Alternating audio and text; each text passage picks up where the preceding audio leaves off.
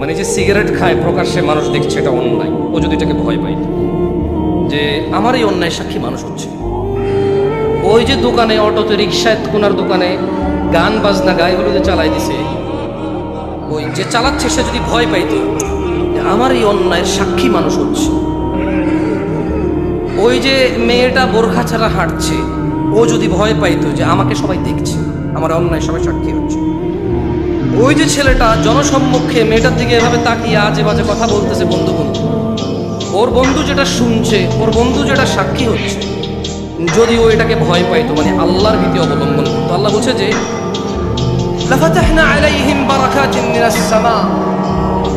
যদি জনবসতির লোকগুলা আল্লাহর ভীতি অবলম্বন করত, তাইলে আল্লাহ তাদের জন্য আসমান আর জমিনের কল্যাণ উন্মুক্ত করে দিত। আল্লাহ করবে না, আল্লাহ করেনি।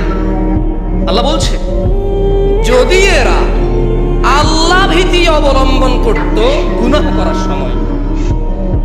যদি এরা ঘুমের সময় আল্লাহ ভীতি অবলম্বন করত যে ফজরে যেতে হবে, ঘুমানো যাবে না,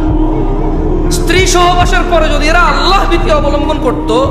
যে আজান হয়েছে, মানুষ দেখবে গোসল করতেছি, কি আসে যে আমি বিয়ে করছি, আমার বউ, আমি থাকবো, এটা সবাই জানে, এখন গোসলের লজ্জা কোথায়, গোসল করো ভাই, নামাজে যাও, ওখানে যদি আল্লাহ ভীতি করত। এই যে লোকটা দাড়ি কাটছে, এ দোকান ভর্তি লোক,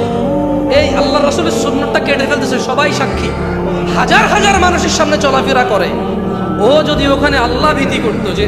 দাড়িটা কাটতেছি গুনার কাজ, সবাই সামনে, সবাই সাক্ষী, আবার আমি এটা কেটে ফেলতেছি, আল্লাহ ভীতি যদি অবলম্বন করত, আল্লাহ বলছেন যে লাফাতাহনা আলাইহিম, এই লোকগুলা যদি অপরাধের সময় আল্লাহকে ভয় করত,